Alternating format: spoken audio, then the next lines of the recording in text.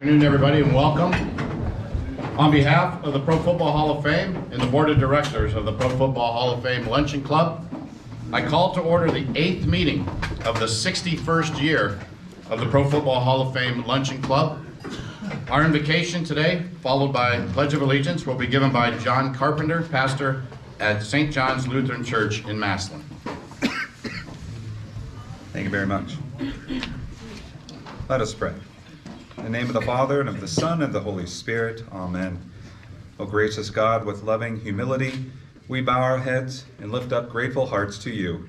We are grateful for the memories, challenges, and opportunities as we think about the blessings of athletic endeavors in many different forms. We understand, O Lord, that through the gift of sports, you teach us many lessons about fellowship, sacrifice, fairness, forgiveness, and hard work that equip us to live as responsible citizens and good neighbors. We pray that all of us may know and appreciate that the values of character, integrity, morality, and love for one another can arise out of athletics and are part and parcel of your will, which form the bedrock of a thriving and caring society. And the greatest example of your plan for humankind is the holy and perfect life of your Son, Jesus Christ, the author and champion of faith, who heroically and sacrificially gave his life to redeem a sinful world and rose to rule in victory and compassion for all things. And finally, O eternal Father, we are deeply grateful to you for all of your great gifts of life and sports. As we gather in good fellowship, we also ask your blessings upon the leaders and members of the Hall of Fame Club, the Pro Football Hall of Fame organization, and our guest speaker today, Ray Freeman. Humbly, we ask all of this in your name. Amen. Amen.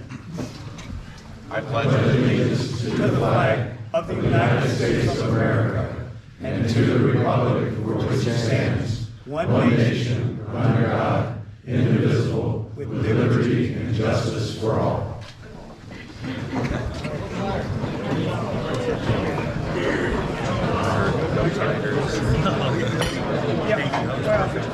I want to welcome everyone today, and we have several guests that are here today as well. So welcome to the guests. We hope that you enjoy your time with us here.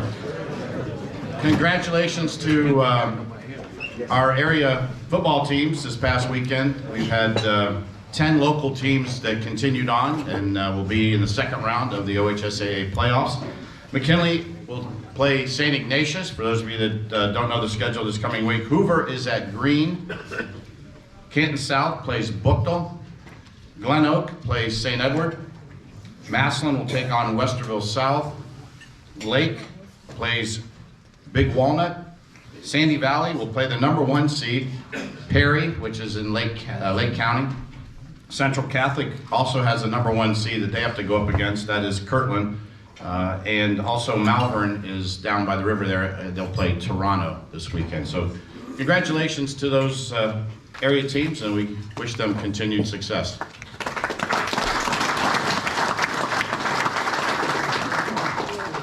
We have some folks up here that deserve some recognition, and we want to introduce the folks at the head table to you today. You heard from Pastor John Carpenter. Sitting next to him is our financial secretary, that is Wade Hostetler. Next to him is the executive board member of the National High School Football Hall of Fame member, it's David Brown. And next to David is Coach Robert Deck from Clearview Media Sports. To my left, your right, I want to introduce Greg Cameron. He is the NHS Football Hall of Fame member from University School. Next to him is Coach Virgil Walker, who will present our speaker today. She snuck away, but I'm going to still recognize her. Please welcome Audrey Walker, who's the coach's wife. She's sitting at the table. And then obviously our speaker, Ray Freeman. So, welcome. I want to recognize our sponsors that you see up on the board today. Liberty Ford, Wilkshire Golf Course, Marion Motley Memorial Fund Scholarship, Alt Care Primetime Health Plan, and Dr. Peter Ferguson.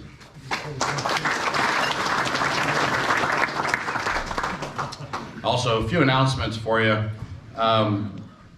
We have tickets for the November 20th meeting at the Pro Football Hall of Fame will go on sale next Monday. I know some folks were asking today about that. Remember, you'll need to prepay your meal for that event, and everyone must have a ticket to go to that event. If you're not receiving the weekly newsletter, please see RJ. He can get you on the email list for that. And now it's time for the raffle, the 50-50 raffle. So get out your tickets. They're both white tickets, but they're two numbers because we ran out of one roll. So they'll start with either 449 or 978. Pick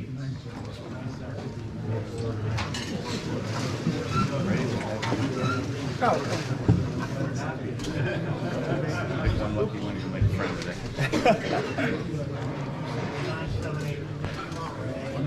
I know, I gotta pick yours. All right, the winning number is 978 363. $163, and see Ozzy in the back there. When you said 978 363. That'll see it. Wait a minute, let me check mine. No winner, going once, going twice. All right, we'll pick another.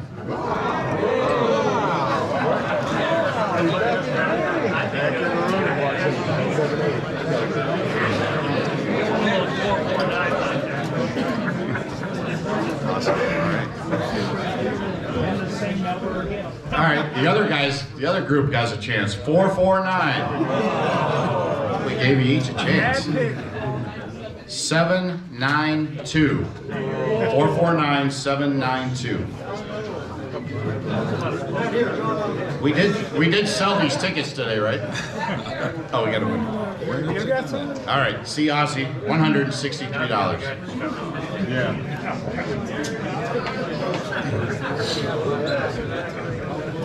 All right. Moving on. Next week, we've had a great run of speakers, and boy, we're continuing today and next week as well. Greg Camp, who is the head basketball coach at Oakland University, is going to be our speaker next week. He was inducted into the American Basketball Hall of Fame this past summer.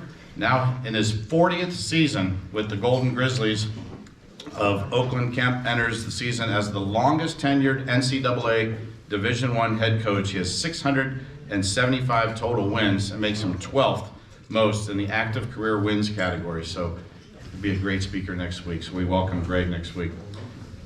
That leads me to today's speaker, and introducing him is Coach Virgil Walker. 25 years head coach at Warrensville Heights football. He spent 38 years as a teacher there.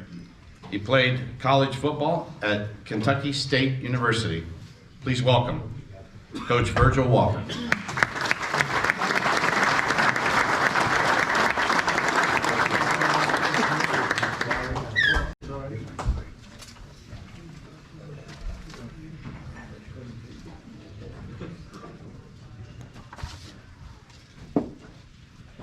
I tell you, it pays being in front of a crowd on Saturday. As I look at you, this is a great crowd. So what I feel today, I feel plenty of positive energy, but I didn't forget that I was in the state of Ohio during football time.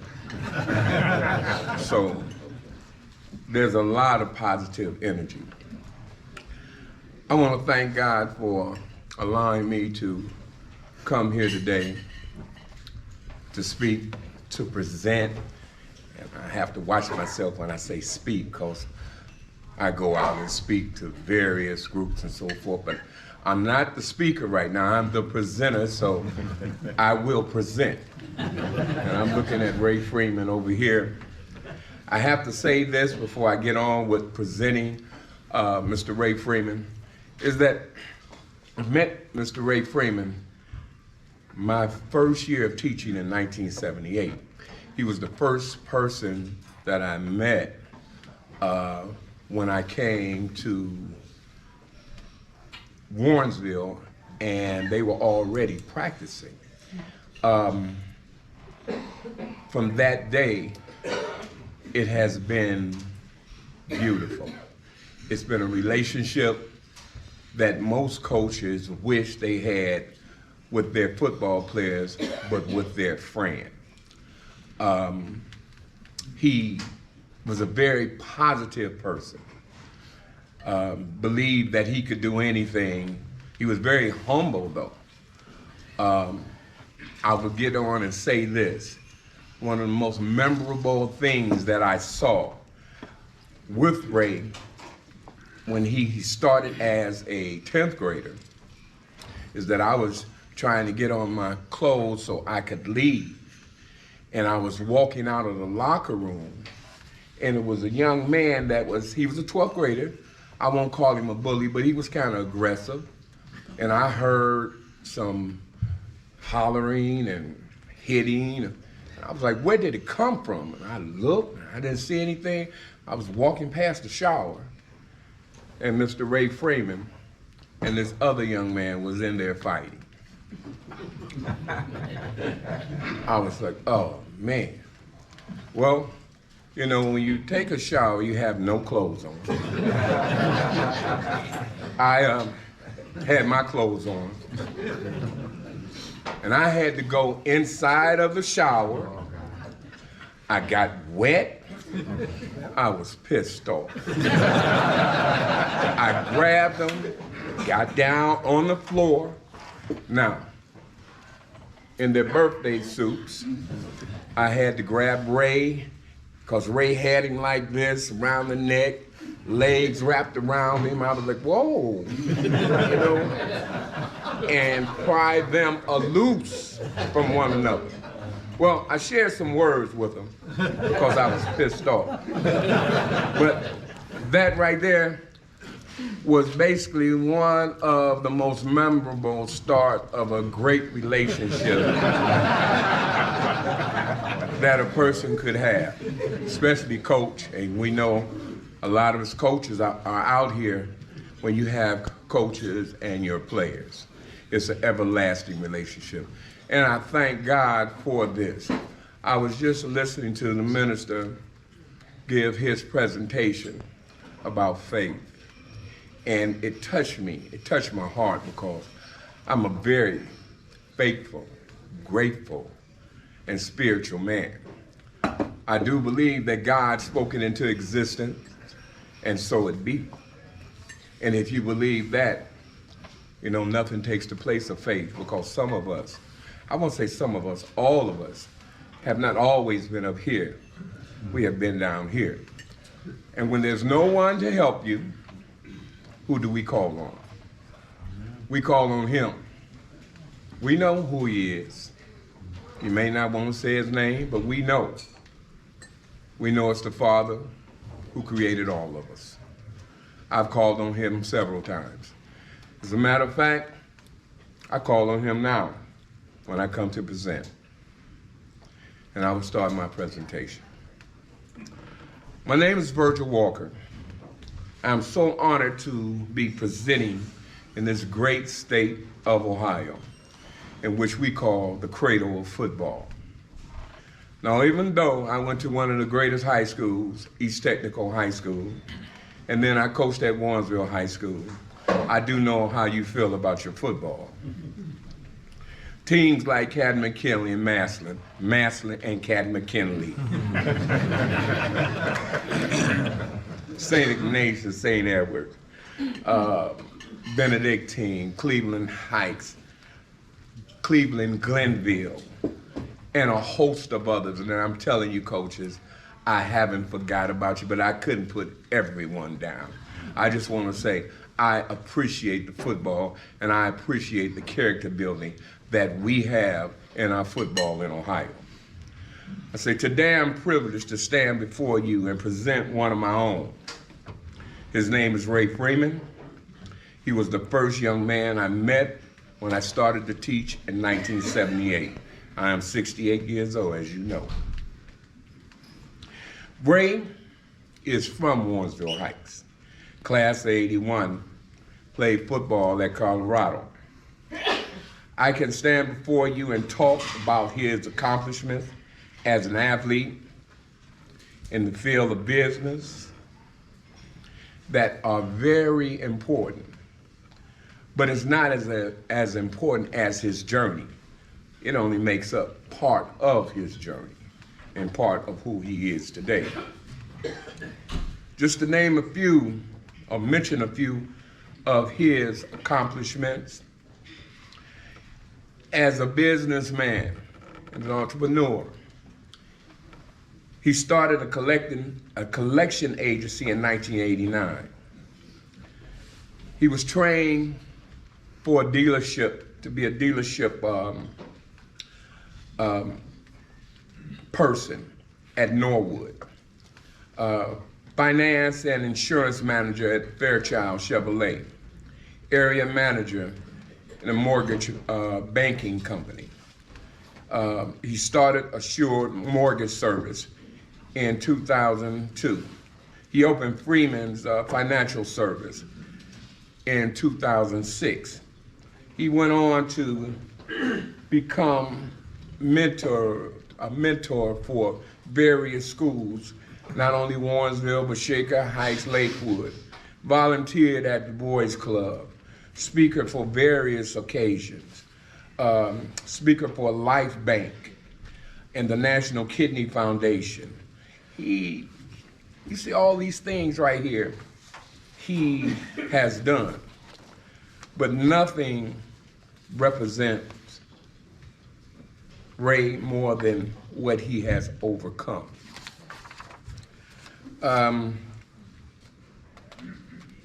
Ray, later on in his life, came across one of the greatest obstacles that a person could get up from. Ray was struck down by acute kidney failure in 2010. And when I look at my friend, my brother, and went to see him in the hospital, out of the hospital, he dropped from 190 to like 140, maybe below. And if any of you ever been around sick people, you know, you may start to smell different. I started to smell death on Ray, and I didn't like to see him because he just looked, he was weak. But every time I asked him, how do you feel, Ray? Ray would say, I feel good, coach. I'm feeling all right. But in my mind and in my heart and in my soul, it's hurting me.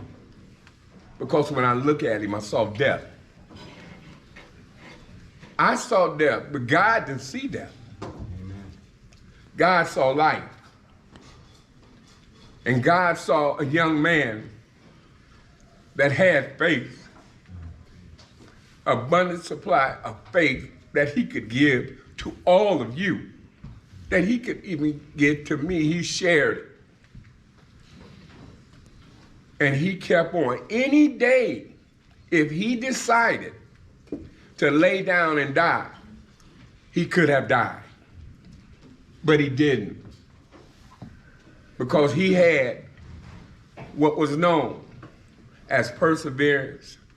And one thing God's gives you, if you're a child of God, he gives you patience. Because he gives you a moment. That moment is yours. You can do whatever you please in that moment. You can waste it, or you can do something positive. He chose to do something positive and keep that faith. Back in 2013, a donor became available, and there was a match. Instantly, when he went and had that transplant, I saw a change. You can go from halfway down and get a kidney transplant, and you're back like, wow, And it doesn't take that long because your body adapts. And Ray, like we say, when we talk about the resurrection, when we talk about how you rise, it was a resurrection of his life. He rose. He rose. Like Jesus told Lazarus. Lazarus, he spoke to him first. And then he said, Lazarus, rise. Come to me. Ray rose. Because God wasn't finished with him. And as I say to you, as long as you live, God ain't finished with you. As long as you walk. And when I look to the side of Ray, he's still walking, he's still talking, but his purpose changed. His purpose changed to be in line with God's purpose as to serve our brothers and sisters. We look at each other, we look at our hands, dark hands, white hands, brown hands, but we all are brothers. And in the midst of all this corruption, in the midst of all of this confusion, we ain't nothing but brothers and sisters. And that, if you believe in him, you believe in that. What I want to say is that Ray's purpose now is to help others. I see him working so hard in the community. I tell him, don't forget, take your medicine, get your sleep. Don't think that you're Superman. You used to think that you were Superman. You're not so, and you're getting older, Ray. He's getting old. But I can say this. It is my honor to present to you a great football player, but most a great person.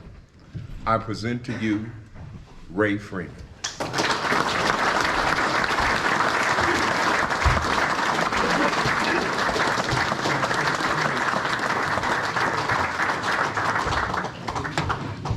I think I need to pay Coach Walker to present me at all my events. You did a great job, Coach. I want to thank you for those heartfelt words. They mean a lot to me. But I want to say good afternoon to this Pro Football Hall of Fame Luncheon Club. I'm honored to be here. I'm thankful to be here. And it's always good to be in a room full of people who know about football. You know, you can be in rooms and people talk, but when you played it, and you played it at every level, when people talk, sometimes I listen, sometimes I don't. But with you guys, I'll bow down to you. You guys do know it. You are more than just a fan of sports, in all sports. I mean, you all have opinion about it. My name is Ray Freeman. I hail from a small suburb in northeastern Ohio called Warrensville Heights, Ohio. It's a small little town or city up in Cleveland, Ohio. But one thing about it, we play football and we play basketball and we play track on a different level. You know, we played with the Division I teams. We had guys that came out there named Sal Bando, was a great baseball player. We had guys like Brad Sellers that went to Ohio State as a Buckeye, one of my best friends, other than my Hall of Famer, Greg Cameron. But I'm just so thankful to be here. But my journey starts like any little boy or little girl growing up. I fell in love with football, and I told this story to the Hall of Fame when I was 6 years old. My dad, I looked in the magazines and I looked at the catalogs, and I wanted a Roger Staubach jersey. I wanted the helmet, I wanted things. Roger Staubach was my hero. He was a quarterback, came out of the Navy, and I wanted one. My dad got me one. I started tackling stuff around the house, and my mom said, stop tackling stuff. Quit doing all that stuff. But I loved it so much because I could take my aggression. I was a very passionate person, and I played football, and Coach can tell you, at the highest level. But one thing I know about Ohio, hey, we're the cradle of professional football. We're the cradle of coaches down in Miami, about 3.5 hours. Ohio has always been embedded and in our DNA with football. And anybody who come here, we give our babies footballs. They're born with footballs. You know, I remember when kids get footballs when they were born. So that's already starting you to play football, want to be a football, want to be some type of star. And I wanted to be a star. When I got into 6th grade organized football, I wanted to play. I wanted to be a running back. I wanted to score touchdowns. I wanted to do all of that. And I had my chance to do that. Being in the 7th grade, I had a good coach, Coach Booker. He was a military guy, but he taught me discipline. He taught me how to work out. He taught me how to, be on time. And that's when I cracked 2 helmets in practice, and they called me Crazy Ray. They said, he crazy. He cracking helmets in practice. But I had so much aggression and anger, and I was pretty fast. I ran about a 4.4 40.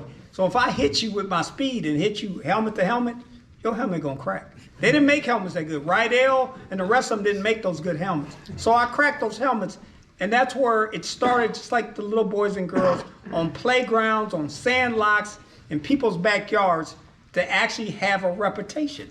And my reputation, and Coach can tell you this, he didn't say it, when I was choking out that boy as a 10th grader, they called me Crazy Ray. And all my coaches took that to heed, because they wouldn't call me Ray. I'd be in games, they'd be like, hey, Crazy Ray, hey, Crazy Ray. I said, Coach, my name is Ray. He's like, no, you're Crazy Ray. Because I was going to do something on that football field that was extraordinary, and they called me Big Play. So I had Crazy Ray in 8th grade.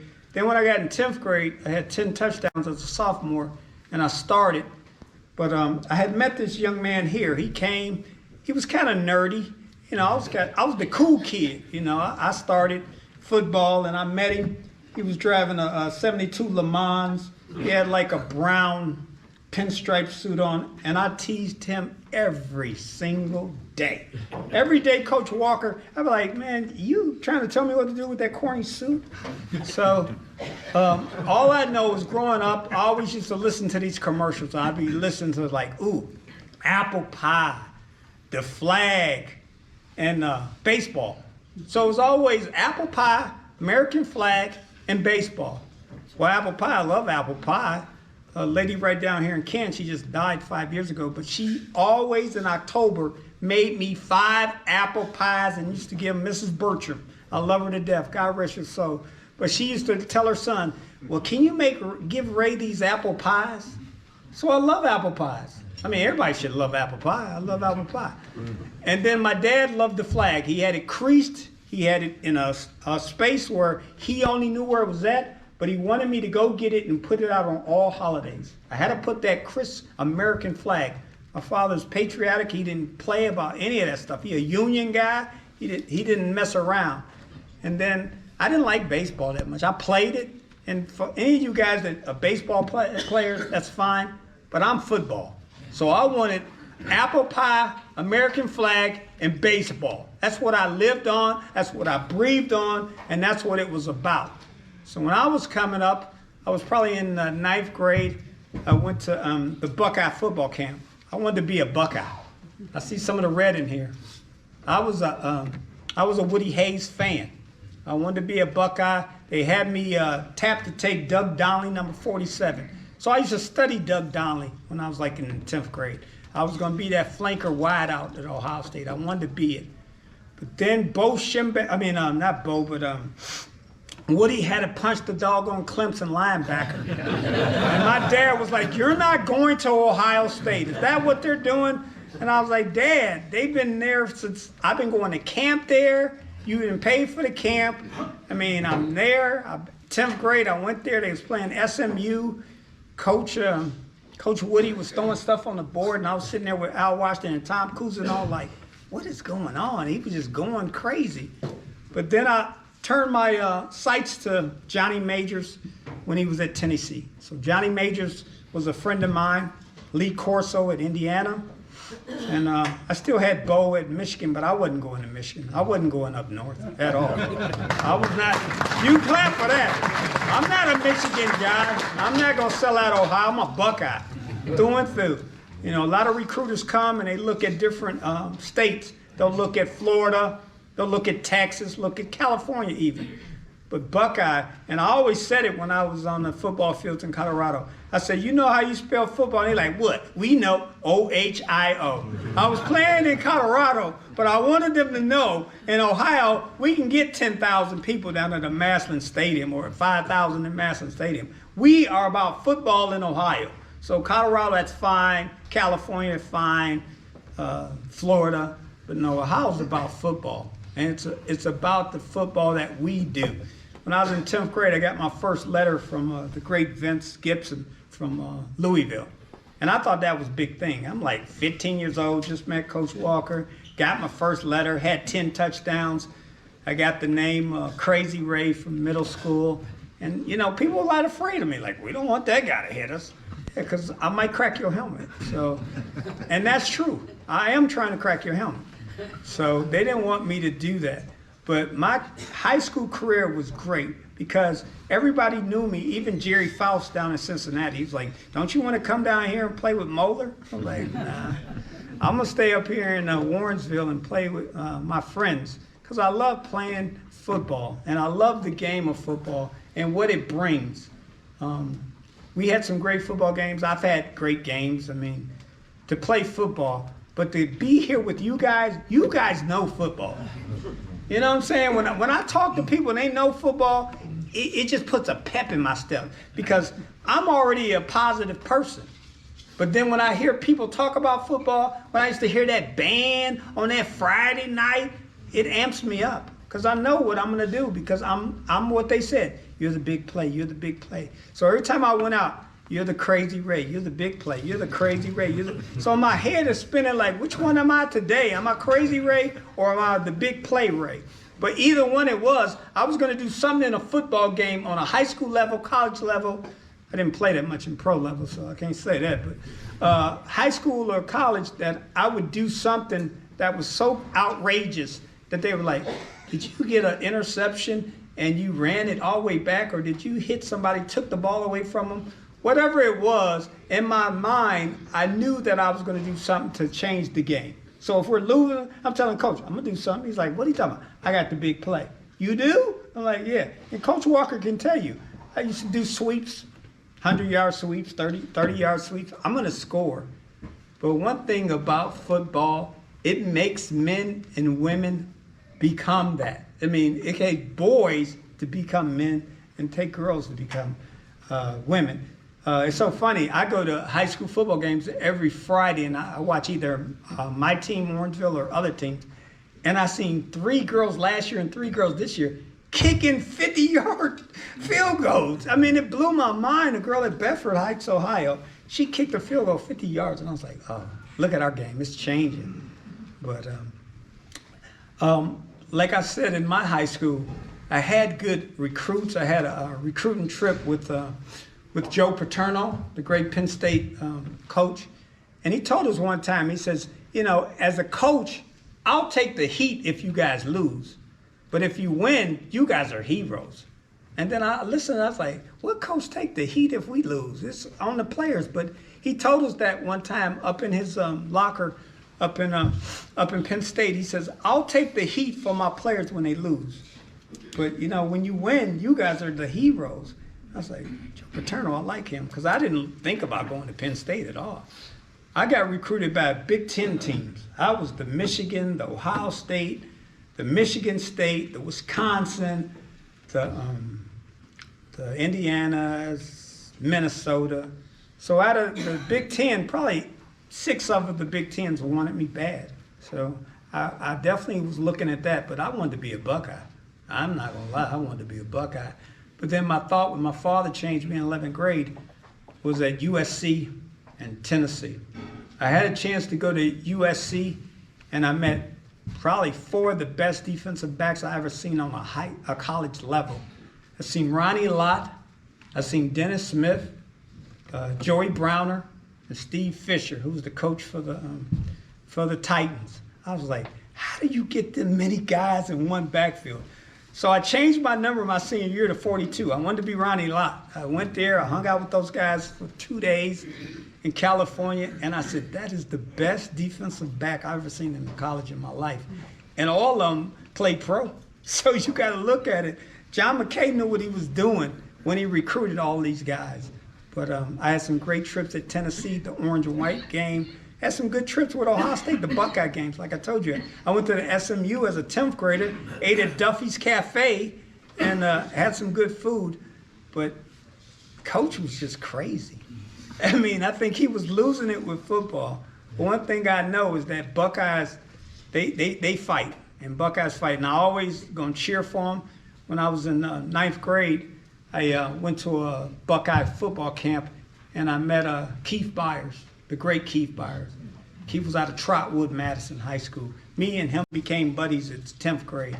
And then I met another young man that Greg knows, is Kevin Richardson. Kevin Richardson had just won a state champion with Benedictine, the great coach Augie Busso, and they were good. I told Kevin not to go. He didn't get one snap down at Ohio State, but he was their running back, like the third string running back. But when you got guys like Keith Byers, you're not going to see that much playing time. So if you want to go to a college now, and now more than ever, the children need some advice. They need some advice about these colleges, and they have to be prepared, and they have to be committed. I look at our teams now. These kids are playing all nilly-willy, and they want to dance in the locker room. If you're a 60s, 70s, or 80s born person, I don't dance in locker rooms. I don't do that little silly dances and stuff. I'm about playing football and hitting you so hard that your mouth bleed. That's what I'm about. You know, I'm from that old school. I'm Dick Night Train Lane. I'm them guys that's gonna hit you, and I'm gonna pick you up and lift you up. But you're gonna know you've been playing with me. Like your ribs gonna be sore. I'm gonna do something to really make an impression. That damn Ray Freeman, man, he hit me hard. I did. And I am going to hit you hard, over and over. But in life, it always going to change you. Once Coach mentioned I did have a kidney ailment, and I got a kidney transplant. It'll be 10 years this December 5th. So you can clap. I'm 10 years strong. Haven't been in the hospital in 10 years. But God gave me a purpose, and He gave me an assignment. He says, "Why don't you go help those kids?"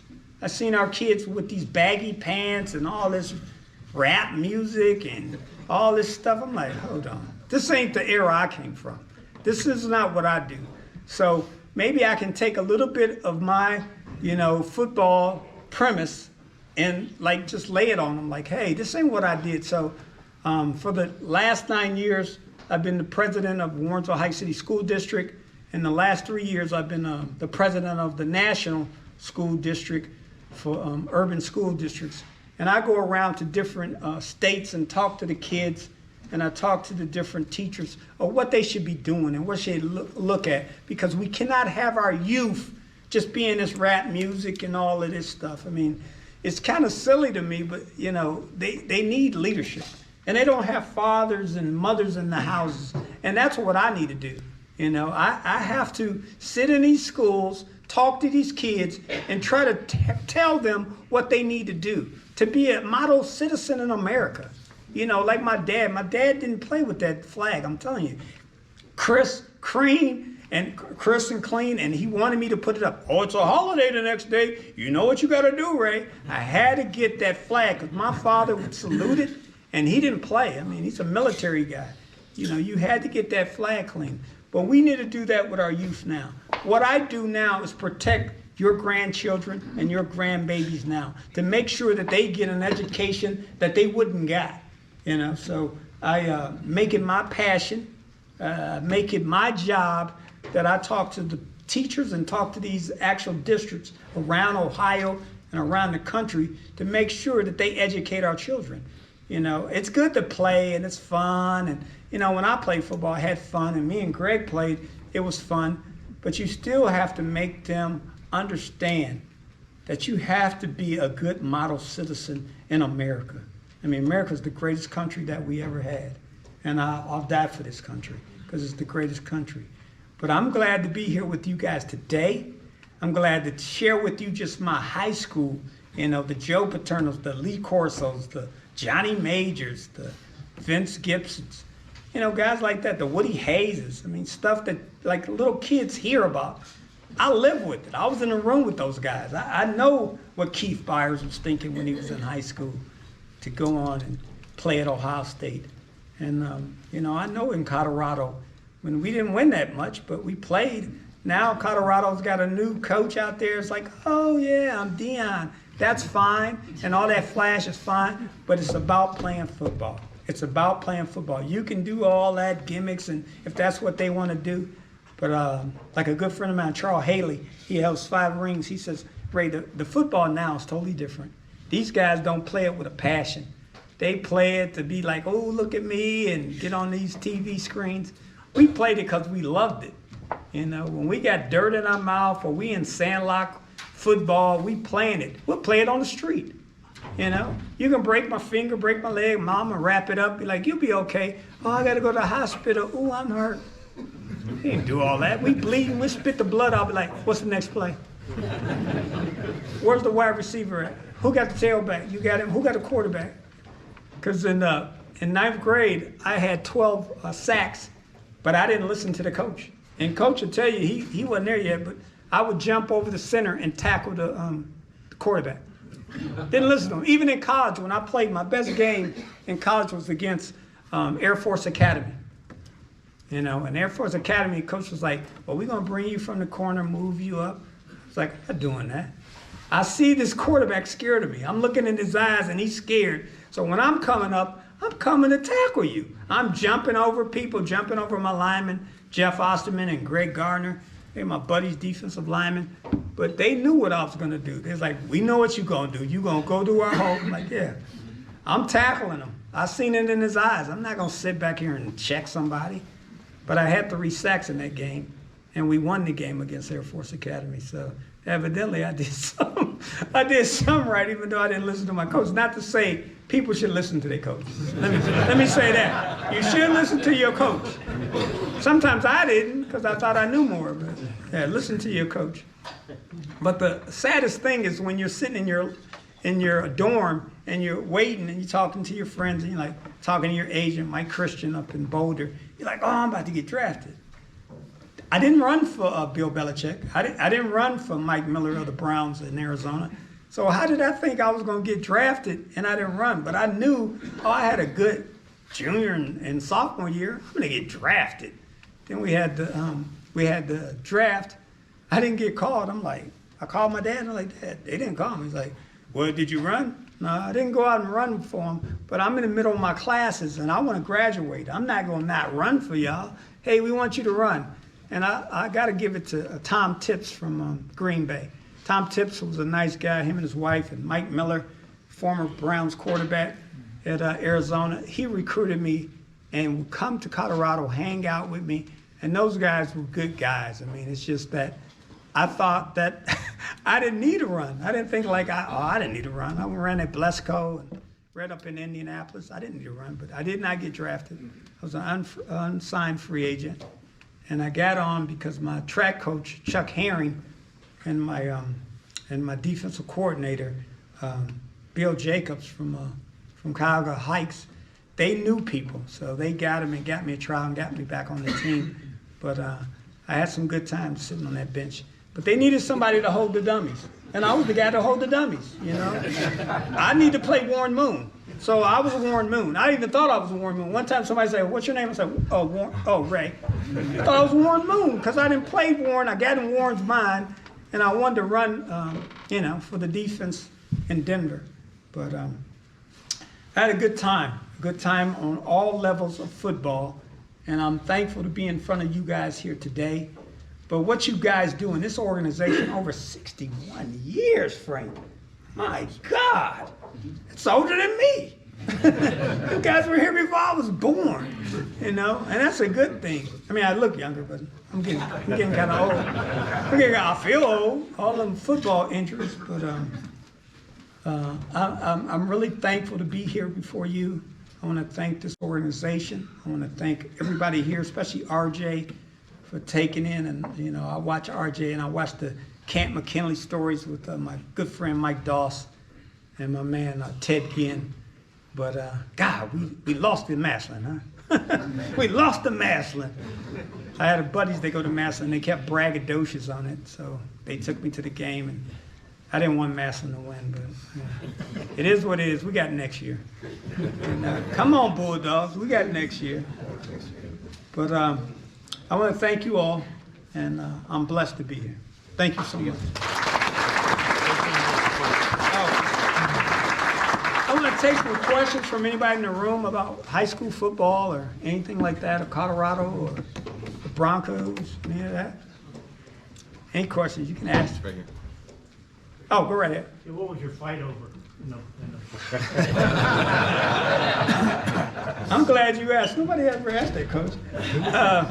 What had happened is like, he didn't want a 10th grader starting. So 9th grade, I played some JV, and we were in different buildings. So I've never seen those guys. And then these were grown men. I mean, they had beards. I think they had jobs. Some had kids.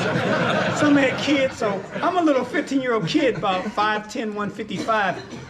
And he wasn't playing. Coach didn't play him or whatever, but he's like, man, you did. So he started talking, and, I was watching. I was like, what's this guy talking about? He was, I think, a senior or junior, Dwayne Cheeks or whatever. So he must didn't know how strong I was. So I grabbed him by the neck, and I pulled him down. I was like, you will never, ever talk to me this way. Then Coach come in, breaking it up. Coach, you should have let me just, tied him up a little bit more. But I didn't have no problem. But he was mad because I was starting as a 10th grader. And then I had a touchdown, and then I probably was rubbing it in. I was, a hot dog then. I was like Billy White Shoes Johnson. I was like, talking stuff. Probably put the football or kept it and say, see, I scored 2 touchdowns. I don't know. That's a good question. Any other questions about football? High school? Go right ahead. How's Warrensville's football team this year, and what's it going to look like next year? We're not that good this year. We won only 3 games. We missed the playoffs. I think it's time for a new coach. To me, I try to stay out of it because I'm on the school board and I don't want to have influence that way, because then they're like, oh, we got a high school Hall of Famer, but I don't try to do that because I think when coaching them was coaching, I don't think they called for your resignation or nothing. I'm gonna let you speak, but all of you know how things change. Coaching is very political. You can win 1 game and you're fired. You can win 10 games and you're fired. But that's true. When you find great football teams come from great communities that put into a program. It's called a program. Not a football team, but a program. And programs take money. They take people wanting to come and play for your program. You have to have great coaches or good coaches willing to work with one another. And it's like you say, you build a stadium and they will come. Well, you build a stadium, have great school system, great programs, and people will find your neighborhood. In Warrensville, which had never been a football town. I was Coach of the Year for the state of Ohio. I think I was the first black that received Coach of the Year for the state of Ohio in 1995. And nothing has come through since, but you have great football players coming out of it. And with the hopes and the dreams and the desire with new schools in Warrensville being built, a great superintendent, they will find the time and the coaches to put a program together, but all of you know what it takes. So that's the hope that I have. I'm 68, I'm retired. I do know that coaching can burn you out. I do know that coaching can make you lose your family. And myself, I chose family. And what I'm seeing now, and I'm all in high school football. I mean, R.J. sends me clippings of Camp McKinley, and I talked to Mike Doss. But there's got to have to be a commitment with these children. They have to be committed, and they have to be prepared. One thing about coaching, they didn't even tell me, and I did it in Colorado and did it in pro, but I watched a lot of tape. I watched a lot of tape of my opponent, and I was prepared. I mean, I hit the weights and all that. I wasn't worried about weights. I was worried about tendencies of what my actual opponent did. I want to know if that guard pushed his right foot down, I'm coming up. Or if that tight end released, what am I going to do? So I think nowadays the commitment for these children and the actual, they have to prepare themselves. They're not preparing. They're just going, hey, I'm going to play. No, you just can't jump on a field and put on a uniform. You got to prepare. You got to study tape. You know, I mean, in college, I used to have a clicker. Coach would be like, you still got that tape? I'm like, yeah. I'm studying because when I get on that field on Saturday at 1 o'clock, I want to know every tendency that person does, everything that wide receiver number 84 does. I want to know what Sammy Seals does. I want to know what he does for Colorado. I want to know everything he does because I'm not going to be, out there with my pants down like, oops, or he going to burn me. No, I'm not going to be on nobody highlight reel, So the kids now need to prepare. They're not preparing. And they're not, to me, playing it the right way. I don't care for the dance, and I don't care for all that mess. I mean, I just want to play ball. Let me get my pants on, my shoulder pads. Let me hit you mano to mano. And then at the end of the day, what happens in those 4 quarters, they happen. But I think our kids now is just thinking it's just like some Kool-Aid. Ooh, I put it in the water. I'm Ray Freeman. You'll never be me. You'll never be me. You probably never be fast as me, strong as me. You won't, but you could be a good player. Like Coach says, many good players in Ohio. And I mean, I hear the recruiters running to Floridas and running to Californians and Texas. But Ohio, we got some good football players here. I don't know why they dropped off on recruiting, but when I played in the 80s, in the late 70s, they came here. They was sitting in waiting on us. How you doing, Ray? I see Wisconsin, I see Indiana. And that's how I knew those head coaches personally, because they called my dad, they called my mom. They knew everybody around. But we got to do better in Ohio to make the tradition of football, and which we're known for, the cradle of professional football, the cradle of coaches. I mean, we got to get back to that. And I think that we lost a little bit of that luster that we'll get back for football. But I love that you guys know about football. Keep being analysts, keep talking to us, because I need to hear that. As a player, it's good to hear from other people, I'm not always right. And the coaches tell us, but sometimes we don't listen to coach. We'll listen to our neighbor. We'll listen to somebody at the grocery store. They're like, hey, you didn't run that hard. And I'm like, you know what, I didn't run hard. But I still had 250 yards. Run. Had 5 touchdowns. Didn't run. But I get it. Any more questions at all? I'm sorry, go right ahead. Can you explain about your beautiful red jacket there? Oh, this is our new National High School Hall of Fame jacket. They did it off the prototype gold Hall of Fame jacket in the Hall of Fame, but this is our high school Hall of Fame. So 23 gentlemen received this jacket on July 30th. Of those, as you know, Jim Brown, Paul Brown, the great Maren Motley, that's our deceased, and Showboat Robson, our deceased, but the Manning, Archie Manning, Bernie Kosar, Mike Doss, me, Greg Cameron, and some other ones went in that first inaugural class. And it's great to know that the city of Canton is embracing the high school great legends and that we played and so forth. But this is a National High School Football Hall of Fame jacket. It's just like a gold one.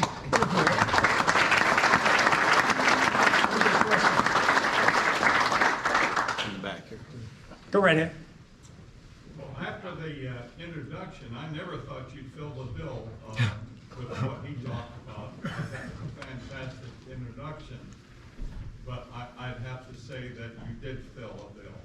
Well, thank you so much. I mean, my passion now is for children. I want children to get an education. So I love football and I always watch it. But my passion is your grandbabies or your cousins or next door neighbors to get an education, because I mean, that's something that we're missing now. We have to get an education to compete worldly with the Chinas, with Russia, and so forth. So we have to prepare our babies, and for them to just want to dance and all this stuff, just play football.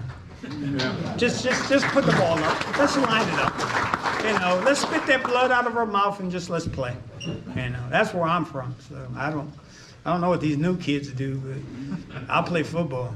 I ain't got time to be dancing. Where'd you play in Colorado? What position? I played. They put me a cornerback. I was a corner, and then when I went to Denver, I was a safety. I played. It's so funny because Dennis Smith had took me on my recruiting trip, and Dennis Smith was my teammate. But he remembered me when he brought me. Him and Ronnie Lott, they were at USC. Yeah, they were some studs, man. I couldn't live up to them guys, and it's so funny. I just went to the Hall of Fame, and me and Greg seen Atwater. Steve went into the Pro Football Hall of Fame, so I was down there when he went in. Go right ahead, in the back.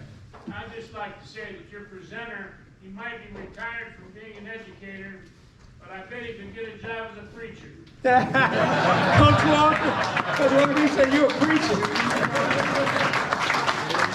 Coach has been with me 45 years. I met him like when he first went to the Board of Education seeking a job. He was fresh out of Kentucky State, and he's been in my life. He's advised me from Colorado to anything I did, even with my kidney situation.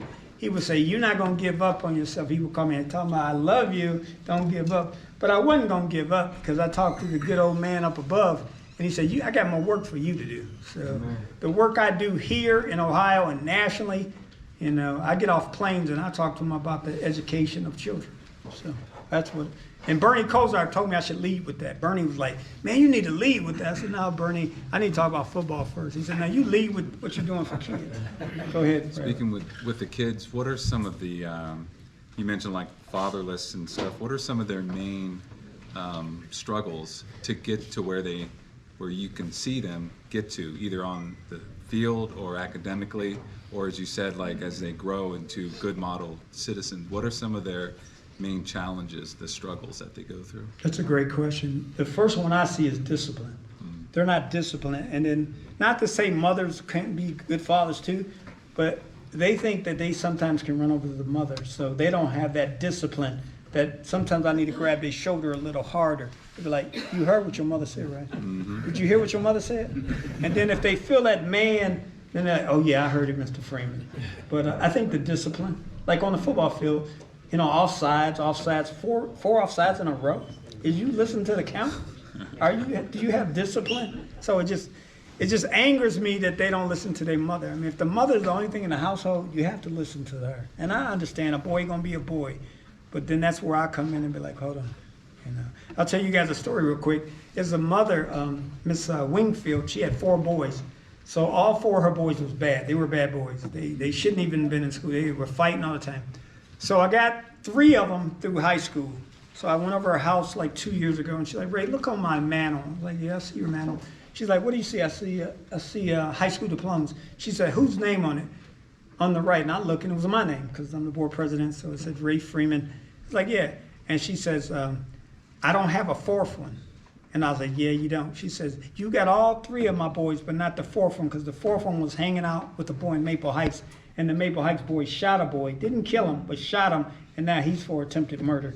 So out of the 4, I got 3 through. I couldn't get that last one. But she was so proud to display her diplomas on her mantle that I helped her, because she's like, "No way my boys would have graduated." So that feels good to me, to see my name on that diploma, and that she was aware that I helped her boys graduate from high school.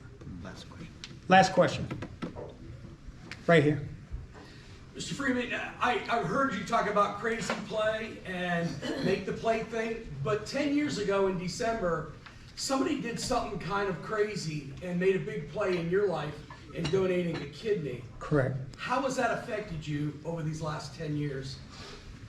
I think God gave me another gift of life. It's like a second chance of life. I mean, the young lady, Felicia McDonald, she gave me a kidney, and since then I'm just like lifted up, because I was sad. I sat in the Cleveland Clinic downtown, and I woke up on a Sunday morning, and I went to the 10 different rooms that people was going through kidney stuff, and I was like, "It's gonna be all right, it's gonna be all right." So they looking at this 40-some-odd-year-old guy like, what is wrong with you? You ain't nothing wrong with you. it was something wrong with me, but I felt good then. Like Coach, every time I asked me, I'm good, I'm good. Knowing I'm in pain, I just might have had a vomit, but I got through it. You know what I'm saying? Losing weight, but I got through it. Now I'm like 192 pounds. I'm feeling good. I haven't been in the hospital in over 10 years.